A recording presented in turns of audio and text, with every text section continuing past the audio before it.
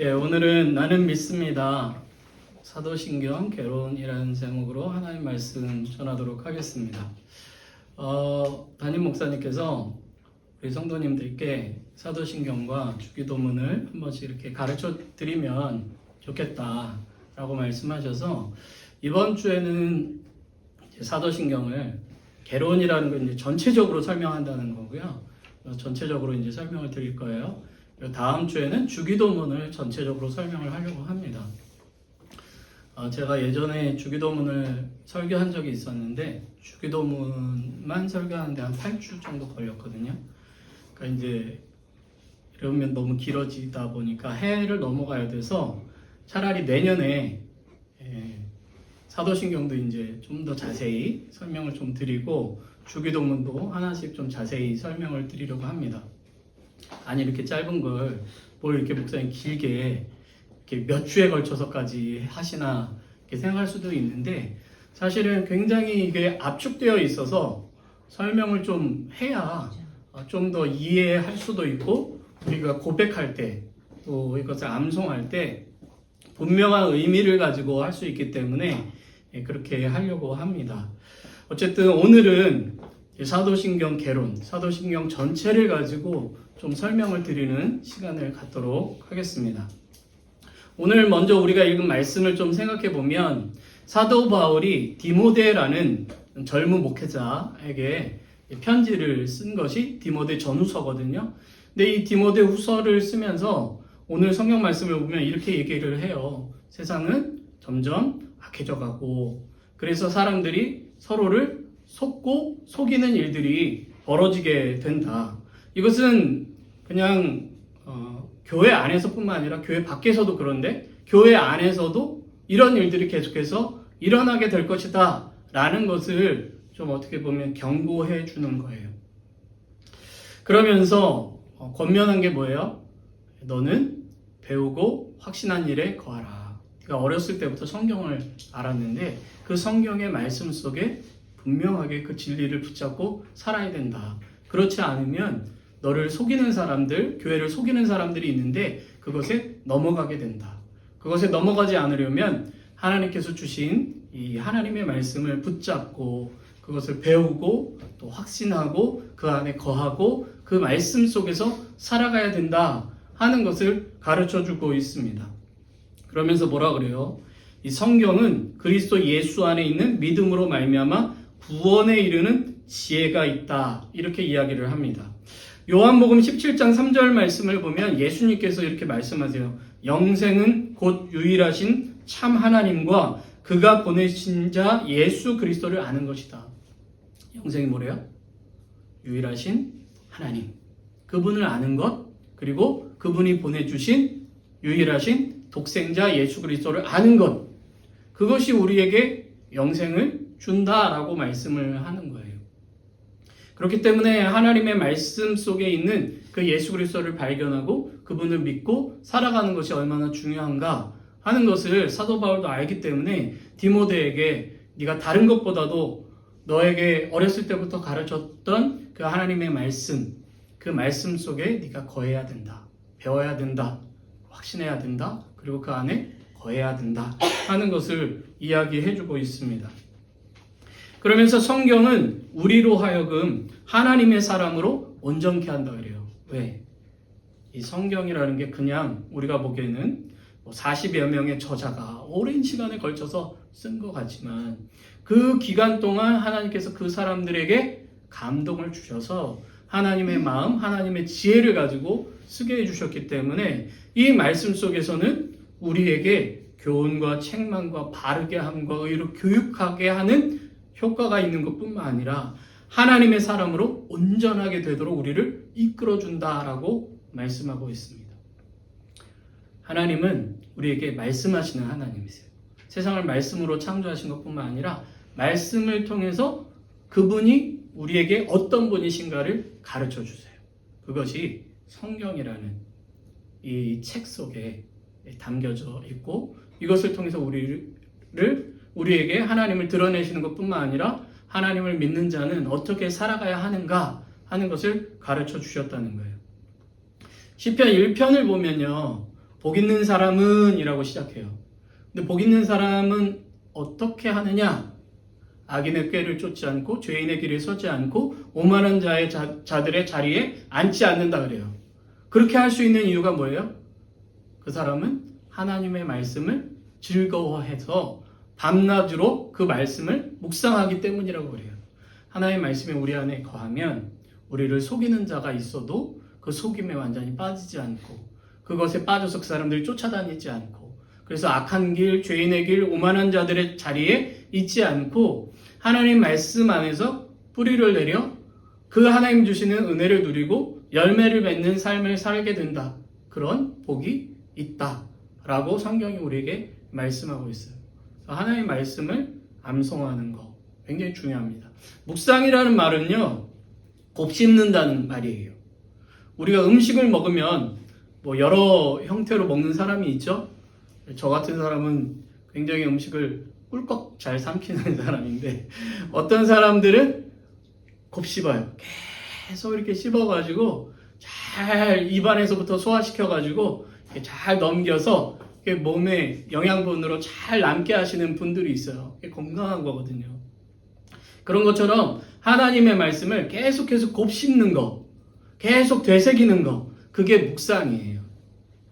그러니까 오늘 내가 아침에 하나님의 말씀을 읽었잖아요. 그러면 읽은 후에 다 잊어버리고 지나가는 건 묵상이 아니에요. 그 말씀을 하루 종일 되새기는 거예요. 그래서 오늘 하루를 그 말씀 속에서 살아가는 거. 그거를 이제 묵상이라고 합니다. 이렇게 하나님의 말씀 안에서 올바른 지식을 가지고 살아가는 것이 얼마나 중요한가. 그 바른 지식이 우리를 바른 삶으로 이끈다라고 이야기를 하고 있는 거죠. 사도신경이 바로 그런 지식을 우리에게 줍니다. 어떻게 보면 사도신경이라는 게 굉장히 짧은 글이지만 그리고 성경에는 기록되어 있지 않아요. 주기도문은 마태복음과 누가복음에 딱 기록되어 있어요. 그래서 이게 하나의 말씀 하는 생각이 들지만 사도신경은요. 어디 뭐 몇 장 몇 절에 기록되어 있는 게 아니에요. 성경 전체에 흘러있는 내용들을 요약하고 정리해서 준비한 그런 고백문이거든요. 그렇기 때문에 이 말씀을 잘 공부하고 알고 기억하는 것이 굉장히 중요합니다. 사도신경이라는 말은 사도적 전통에 따른 신앙 고백이라는 말이에요. 옛날에는 이런 전설이 있었습니다. 어떤 전설이냐면 예수님께서 부활하시고 승천하신 이후에 성령 충만을 받은 예수님의 제자들이 이제 모여가지고 우리가 우리의 신앙을 고백하자. 성령 충만해서 고백하자. 그래서 12명의 사도가 한 절씩, 한 구절씩을 기록해서 12구절로 된 게 사도신경이다. 이렇게 전설처럼 내려왔어요. 그러나 그건 이제 전설적인 이야기인데 실제로 오늘 여러분 주보에 보시면 사도신경에 대한 게 그 앞에 번호가 이제 1부터 10위까지 되어 있잖아요. 그렇죠? 그렇게 12개로 이제 되어 있는데 사실은 이게 사도가 기록한 글은 아니고 사도적인 전통에 따른 글입니다. 사도들이 가르친 것. 그것을 사도적 전통이라고 이야기하는데 사도들이 믿고 가르친 그 가르침의 내용들을 기록한 것이 사도신경이라고 이야기할 수 있어요. 자, 사도들이 그러면 무엇을 가르쳤나 우리가 한번 생각해 보면 오순절날 성령 충만해서 베드로가 사람들에게 나가서 복음을 전해요. 그때 전한 내용이 뭐예요? 예수는 그리스도시다 하는 내용. 이게 제자들, 사도들이 가르치신 가장 중요한 내용 중에 하나예요.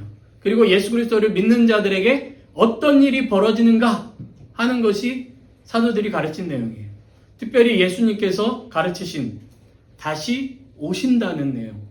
그래서 하나님 나라가 완성된다는 그 내용을 가르쳐 주셨어요. 그 내용들이 담겨 있어요.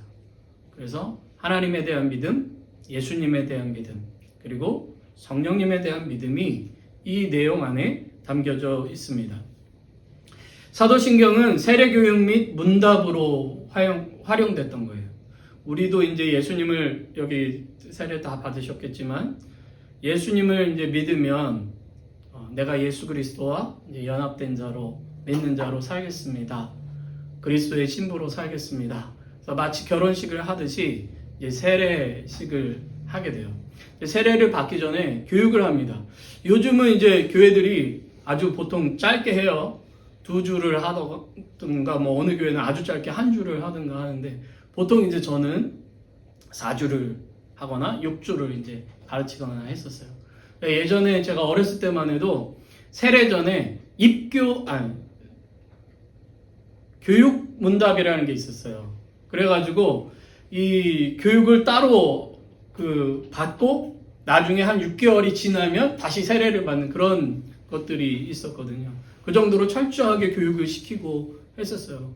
그래서 담임 목사님 앞에 딱 가면 제가 이제 고등학교 때 저는 입교를 했어요. 저는 유아 세례를 받고 입교라는 걸 했는데 입교를 할 때 세례 받는 친구들하고 탁 들어가면 목사님께서 이제 물어보세요. 사도신경 외웠니? 네. 외워봐. 그래 이제 외워. 주기도문 외웠니? 네. 그래 외워봐. 십계명 외웠니? 네. 그래 외워봐.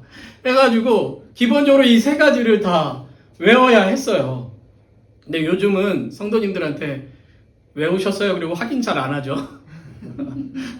세례를 얼른 드리려고. 이때만 해도 철저하게 세례교육 때 이 교육을 가르쳤어요. 그리고 주기도문은 세례를 받은 자에게 가르쳤어요. 초기 교회는. 그만큼 주기도문을 중요하게 생각을 했어요. 어쨌든 이 세례 교육과 문답 때 당신이 믿는 믿음이 무엇이냐라는 것을 가르치고 고백하게 했던 거죠.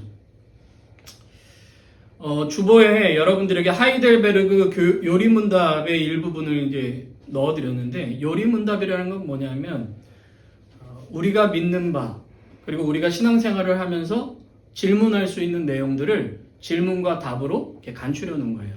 성경에 있는 내용을 가지고, 성경 말씀을 가지고 하나님은 어떤 분입니까? 예수님은 어떤 분입니까? 하나님을 믿는 자는 어떻게 살아야 됩니까? 우리의 삶의 목적은 무엇입니까? 우리는 왜 세례를 받습니까? 우리는 왜 성찬을 합니까? 성찬의 의미는 무엇입니까? 뭐 이런 여러 가지 질문들. 하나님은 세상을 어떻게 만드셨습니까? 하는 여러 가지 이제 성경을 읽으면서 할 수 있는 질문들을 만들어서 교육시키기 위해서 문답으로 만들어 놓은 게 요리문답인데, 그 요리문답 중에 이제 하이델베르크라는 지역에서 만들어진 이 요리문답에 이런 내용이 있어요. 우리의 신앙에 있어서 가장 우리의 신앙의 핵심적인 질문들을 잘 정리해 놓은 것이 무엇인가? 우리가 믿어야 되는 것은 무엇인가? 22번 질문에 나오죠. 그리스도인이 믿어야 할 것은 복음에 약속된 모든 것을 믿어야 된다. 그런데 그 내용이 어디에 들어있대요? 사도신경 안에 다 요약되어 있다. 그러니까 전통적으로 그렇게 교회들이 믿어왔고 가르쳐 왔다는 거예요. 그러면서 23번째 그 사도신경의 조항들을 보면 우리가 그냥 알고 있는 사도신경의 내용들이 다 담겨져 있고, 24번째 질문을 보면 그 구조가 되어 있어요. 근데 그 구조가 결국엔 뭐예요? 사도신경에는 성부 하나님과 성자 예수님과 성령 하나님에 대한 믿음의 고백이 담겨 있다 하는 것을 볼 수가 있는 거죠. 사도신경의 본래 이름이 우리는 이제 사도신경, 믿음을 쓴 경전 뭐 이렇게 생각하는데, 원래 이것은 사도들의 신앙 고백이라는 내용이에요. 제목이. 그리고 사도신경은 크레도라는 라틴어로 시작하는데, 이 크레도라는 말이 무슨 말이냐면 나는 믿습니다 라는 말이에요. 그래서 사도신경에는 하나님을 믿습니다, 예수님을 믿습니다, 성령님을 믿습니다 하는 믿습니다라는 것이 반복적으로 나오면서 우리가 믿는 것이 무엇인가, 내가 믿는 것이 무엇인가를 고백을 해요. 사도신경의 본래 제목 중에 이제 심볼룸이라는 단어가, 라틴어라는 단어가 있는데, 이 라틴어는 기억 안 하셔도 되는데, 이 심볼룸이라는 단어의 원래 뜻이 뭐냐면요, 이런 거예요. 혹시 옛날 드라마 보면 정표를 주고받을 때 이 옥으로 된 막 이런 거라든지 뭐를 이렇게 막 찢어준다든지 아니면 이렇게 옥패를 이렇게 탁 반으로 잘라가지고 하나를 주고 하나를 가지면서 우리 몇 년 후에 여기서 만납시다. 뭐 이런 징표를 주잖아요. 그런 의미예요. 실제로 고대 로마에서도 동전을 반으로 잘라가지고 서로 나눠 가진 후에 나중에 우리가 만나서 그걸 붙이면서 징표로 삼은 거예요. 그러니까 사도신경이라는 것은 무엇이냐? 예수님을 믿는 사람들이 함께 모여서 우리가 예수님을 어떻게 믿는지를 함께 징표로 탁 붙여가지고 맞추는 것처럼 사도신경이라는 고백을 통해서 우리가 예수 그리스도를 믿는 공동체다라는 것을 확인하는 것이 사도신경이라는 거예요. 이해되셨죠? 예, 어렵지 않죠? 그래서 공동체가 함께 모여서 이 고백을 하는 것뿐만 아니라 누군가가 당신이 예수님을 믿습니까? 라고 물으면 네, 예수님을 믿습니다. 그렇다면 당신은 무엇을 믿습니까? 당신이 믿는 하나님은 어떤 분이십니까? 하면 고백을 하는 거예요. 그래서 이 세 개의 고백, 아까도 말씀드린 것처럼 성부 하나님, 성자 예수님, 성령 하나님에 대한 이 고백이 담겨져 있는데요. 먼저 첫 번째 믿음의 고백은 성부 하나님에 대한 고백이에요. 누군가가 여러분에게 이렇게 물어요. 당신이 믿는 하나님은 어떤 분이십니까? 당신은 하나님을 어떻게 믿습니까? 라고 질문하면 어떻게 대답할 수 있어요? 전능하사 천지를 만드신 하나님 아버지를 내가 믿습니다. 이렇게 고백할 수 있겠죠. 다른 말로 하면 나는 천지를 창조하신 전능하신 하나님을 믿어요. 그런데 그 하나님이 나의 아버지이심을 믿습니다.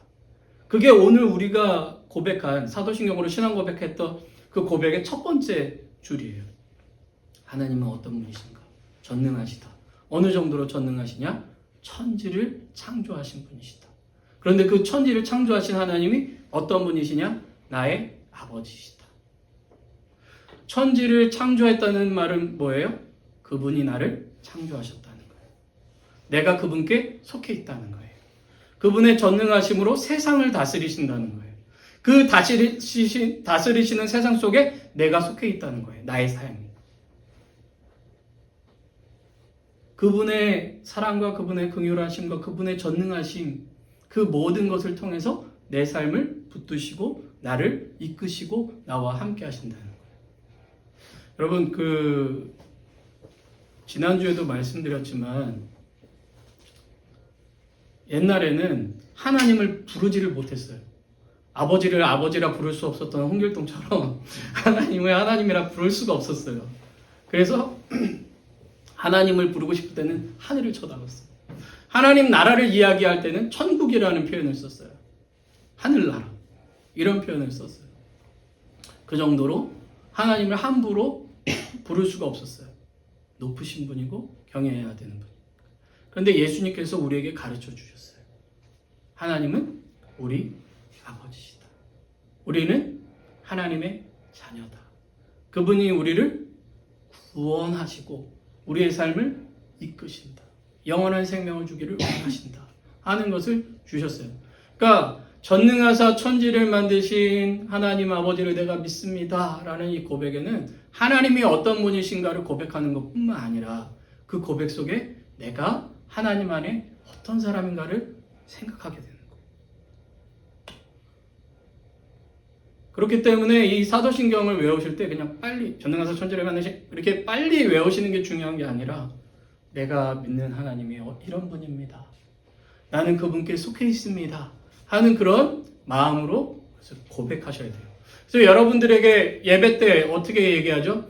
사도신경을 암송하겠습니다. 이렇게 얘기하지 않죠. 어떻게 얘기해요? 사도신경으로 신앙을 고백하겠습니다. 이렇게. 우리가 믿는 바를 고백하는 거예요. 여러분들은 전능하신 하나님을 믿으세요? 하나님 모든 걸 하실 수 있는 분이라는 걸 믿으세요? 그 하나님께서 이 모든 것을 만드셨다고 믿으세요?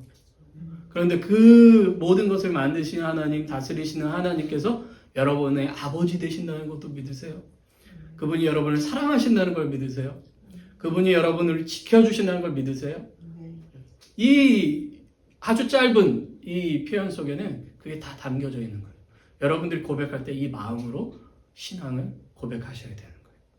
두 번째 고백은 이제 예수님에 대한, 성자 예수님에 대한 고백입니다. 누군가 여러분에게 당신이 믿는 예수님은 어떤 분입니까? 라고 묻는다면 우리는 이렇게 대답할 수가 있겠죠. 나는 하나님의 독생자이신 예수 그리스도를 믿습니다. 그분이 나의 주님이십니다.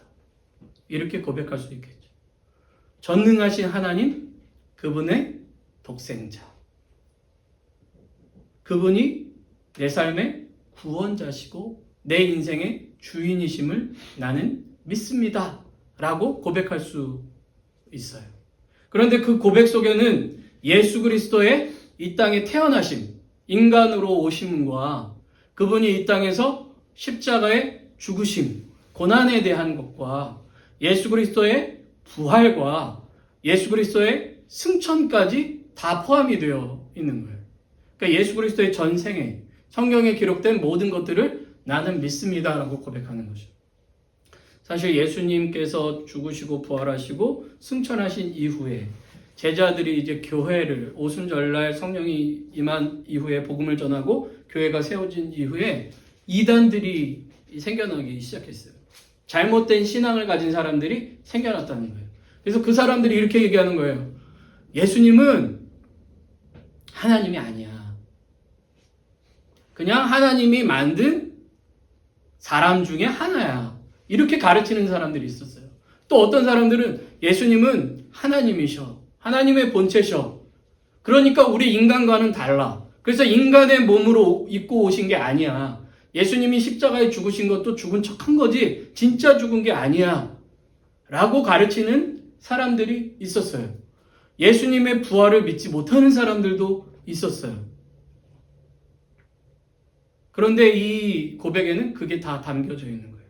예수님은 하나님의 독생자시고 우리를 구원하시기 위하여 이 땅에 인간의 몸을 입고 오셨고 죄가 없으신 분이시기 때문에 동정녀의 몸에서 탄생하셨고 예수님의 죽음은 전설이 아니라 실제로 본디오 빌라도라는 사람이 유대 땅에 총독으로 있을 때 돌아가신 거야 하는 것을 이야기를 합니다.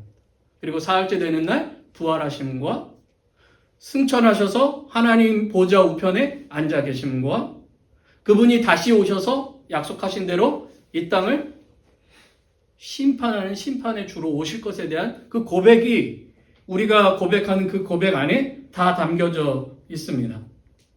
사실 한국말 이 번역 때문에 본디오 빌라도에게 고난을 받으사 이러니까 본디오 빌라도가 고난을 준 것처럼 사람들이 해석을 해요.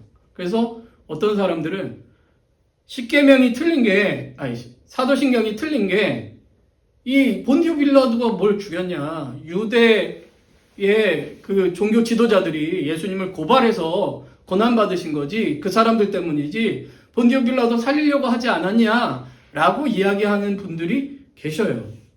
그런데 원래 이 원어는 본디오 빌라도의 통치 아래에서, 주권 아래에서 고난을 받았다는 뜻이에요. 원래 의미가. 그러니까 완전히 잘못 사람들이 알고 있는 거죠. 이것은 예수님께서 실제로 그 시대 그때에 돌아가셨다. 이건 역사적인 사실이다. 죽은 척한 것도 아니다. 진짜 십자가에서 죽으셨고 진짜 사흘째 되는 날 살아나셨다라는 분명한 고백을 위해서 이러한 표현을 써서 설명을 하고 있는 것이죠. 결국 우리는 예수 그리스도 안에서 결국에는 선악간의 심판을 받게 될 그 부분까지도 다 표현되어 있는 것을 보게 됩니다. 그러니까 우리가 어떻게 보면 그의 독생자 예수 그리스도를 믿습니다. 그분은 동정녀 마리아에게 태어나셨고 고난을 받으셨고 십자가에 죽으셨고 하는 이게 굉장히 간단한 내용 같지만 실질적으로는 예수 그리스도의 모든 것을 믿습니다 라는 것을 고백하는 내용이에요. 그리고 예수님께서 다시 오실 그 약속 나는 믿습니다. 다른 말로 하면 뭐예요? 나는 주님이 다시 오실 날을 기다립니다. 하는 표현까지 이 고백 속에 다 담겨져 있는 것이죠. 세 번째 고백은 성령님에 대한 고백이에요. 누군가가 이렇게 물어봐요. 그래, 하나님도 알고 예수님도 알겠어. 근데 당신은 성령님을 믿어요? 라고 질문을 한다면 네, 저는 성령님을 믿어요. 그럼 그분은 도대체 뭘 하신 거예요? 라고 물어볼 수 있지 않습니까? 어떤 일을 하셨습니까? 그분을 통해서 우리에게 어떤 일이 벌어졌습니까? 라고 물어볼 수 있잖아요. 그러면 그것에 대해서 대답할 수가 있어요. 이렇게 성령 하나님은 우리를 교회로 불러주셨습니다. 그분은 우리를 거룩한 교회로 삼아주셨습니다. 그래서 우리로 하나 되게 하셨고 그리스도로 말미암아 죄사함을 받게 하셨고 그리스도께서 몸으로 부활하셨던 것처럼 우리의 몸을 다시 살려주실 것이고 또 우리로 하여금 하나님 나라에서 그리스도와 함께 영원히 살게 하실 것입니다. 하는 그 고백이 이 성령님에 대한 고백 속에 다 포함이 되어 있는 거예요. 우리 거기 보면 거룩한 공교회와라는 표현이 있잖아요. 원래 이제 영어 표현으로는 캐톨릭 처치거든요. 그러니까 사람들이 그러면 천주교 얘기하는 거 아니야? 라고 얘기할 수 있겠는데 그게 아니라 원래 단어가 캐톨릭이라는 말이 보편적이라는 말이에요. 그러니까 이거를 요즘은 영어 성경에 유니버셜 처치로 바꿔서 번역을 하는데 똑같은 말입니다. 쉽게 말해서 우리가 예수님을 믿으면 성령 하나님께서는 우리로 하여금 그리스도의 몸으로 몸된 교회로 우리를 불러주시고 교회되게 하신다는 얘기예요. 그래서 모든 교회는 거룩한 주님의 교회다라는 의미를 가지고 있는 게 거룩한 공교회예요. 지역교회가 있지만 그 지역교회를 넘어서서 모든 주님의 교회, 그리스도 예수 안에 속해 있는 모든 교회는 거룩한 주님의 교회고 그리스도의 몸이며 그리스도 안에서 하나 되어야 할 교회이다라는 것을 가르쳐 주는 거예요. 고린도 전서를 보면 고린도서는요, 교회가 싸워가지고 4개로 나뉘었어요. 쉽게 말해서 우리가 교회가 있는데 이쪽 테이블파, 저쪽 테이블파, 저 끝에 테이블파, 또 저는 또 따로 있으니까 앞에 있는 사람 파, 뭐 이런 식으로 파가 나뉘어가지고 막 교회가 싸운 거예요. 그러니까 사도 바울이 편지를 썼어요. 얘들아, 아니다. 우리는 그리스도 예수 안에서 구원받은 하나님의 사람들이고 하나님께서는 우리를 거룩한 교회로 불러주셨다. 그렇기 때문에 우리는 각자의 은사를 가지고 그리스도 예수 안에서 한 몸을 이루어 함께 교회를 이루어가야 된다. 그래서 가장 중요한 은사가 하나가 있는데 그것이 고린도전서 13장에 사랑장이라고 이야기하거든요. 사랑은 오래 참고 사랑은 온유하며 이런 노래도 들어보셨죠? 그리스도 예수 안에서 한 공동체를 이룰 때 가장 중요한 것이 바로 사랑이다. 우리를 함께 불러주셨기 때문에 서로 인내하고 참아주며 견디며 함께 그리스도 안에서 하나의 교회를 이루어가야 된다 하는 것이 고린도서의 말씀이에요. 그것을 또 보여주는 게 에베소서에 있는 말씀이에요. 에베소서에서도 동일하게 우리는 다 각자 다른 모양, 다른 모습, 다른 재능을 가지고 있지만 그 모든 것이 합하여 그리스도의 교회로서 온전히 서가야 된다 하는 것을 말씀하고 있어요. 누구 안에서요? 그리스도 예수 안에서. 그런데 그것을 행하게 도와주시는 분이 누구세요? 성령 하나님이라는 거예요. 성령 하나님께서는 우리로 하나 되어 주님의 교회를 이루어갈 수 있도록 도와주시는 분이시다 하는 것을 우리에게 가르쳐주고 있습니다. 아까도 말씀드린 것처럼 사도신경은 나는 믿습니다 라는 신앙의 고백이에요. 내가 무엇을 믿는가? 사도들의 가르침을 요약해서 이 문서로 만들어서 우리로 하여금 그것을 암송하고 익히게 해 준 거죠. 이 믿음의 내용은 성부, 성자, 성령 하나님에 대한 믿음과 함께 그 안에서 내가 어떤 존재인가 하는 것을 깨닫게 해줘요. 내가 어떤 은혜를 받았는가를 깨닫게 해줘요. 아까 창조주 하나님에 대해서 이야기할 때도 그분이 우리의 아버지시다라는 이야기를 했죠. 예수님에 대한 이야기를 할 때는 그분이 우리의 구원자시다라는 이야기를 해요. 성령님에 대해서는 우리로 이제는 하나님의 나라에 가서 영원한 생명을 살아갈 때까지 성령께서 우리를 교회 안에서 하나 되게 하시고 우리의 삶을 이끌어 주신다, 거룩해 하신다 라는 것을 가르쳐 주는 것이 사도신경의 내용이에요. 그러니까 여러분들이 사도신경을 고백할 때 아무 의미 없이 이렇게 막 하시면 아니 돼요. 아, 하나님은 이런 분이구나. 하나님이 내게 이렇게 하셨구나.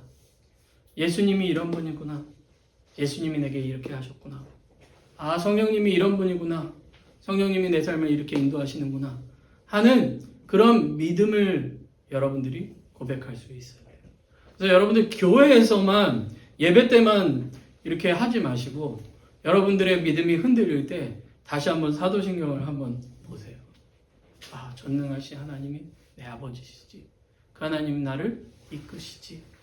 아, 예수님이 나를 구원하셨지. 그 높은 보좌를 버리시고 이 낮은 곳까지 오셔서 나를 위해서 고난받으셨지. 나를 위해서 죽으셨지. 다시 살아 하나님 우편에 올라오셔서 지금은 나를 위해서 중보하고 계시지. 그 하나님이, 그 예수님께서 다시 오신다고 약속하셨지. 하는 것들을 거기서 확인을 하시는 거예요. 아, 성령님이 나를 주님의 몸으로 삼아주셨지. 나를 교회로 불러주셨지. 나를 거룩하게 하셨지. 나를 다시 살게 하실 것이지. 아, 하나님께서, 이제 성령 하나님께서 나에게 영원한 생명을 주실 것이지. 하는 것을 거기서 확인받을 수가 있는 거예요.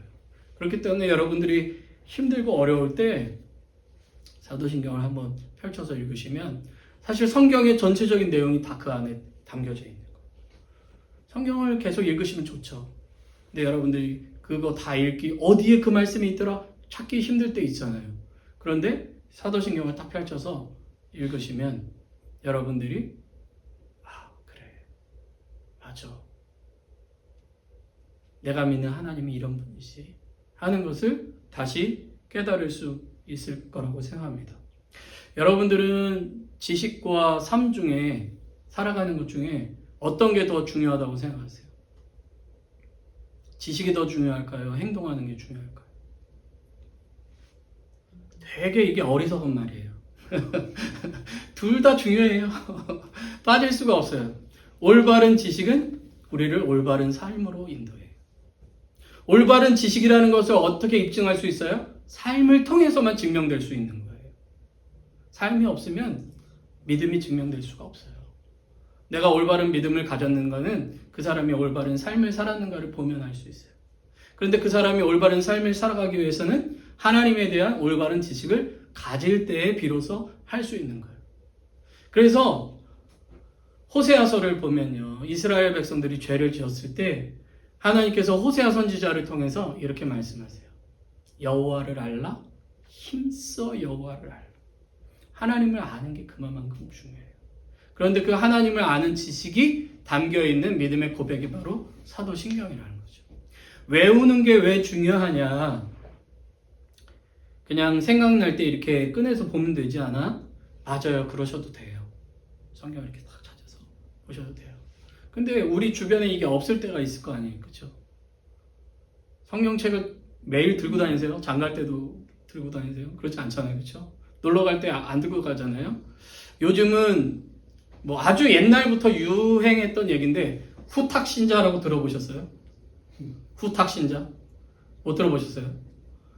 성경책을 이렇게 어딘가에다가 주일 예배 끝나면 이렇게 던져놨다가 이제 주일 되면 탁 털어놓고 이제 다시 들고 온다고 해서 후탁신자라고 얘기하는데 그만큼 이제 성경이 우리에게 멀리 떨어져 있다는 얘기죠. 그러니까 사실 늘 가까이서 이렇게 읽기가 쉽지가 않아요. 그런데 암송을 해놓으면 성령님께서 그 우리가 외운 걸 통해서 일하세요. 그래서 우리가 힘들고 어려울 때 우리가 외웠던 성경 구절을 생각나게 해주세요. 기도할 때 우리가 외운 성경 말씀을 떠올리게 해주세요.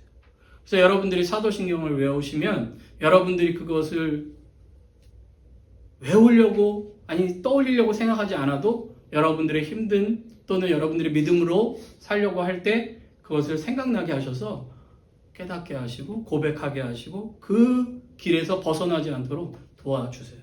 그렇기 때문에 암송이 되게 중요해요.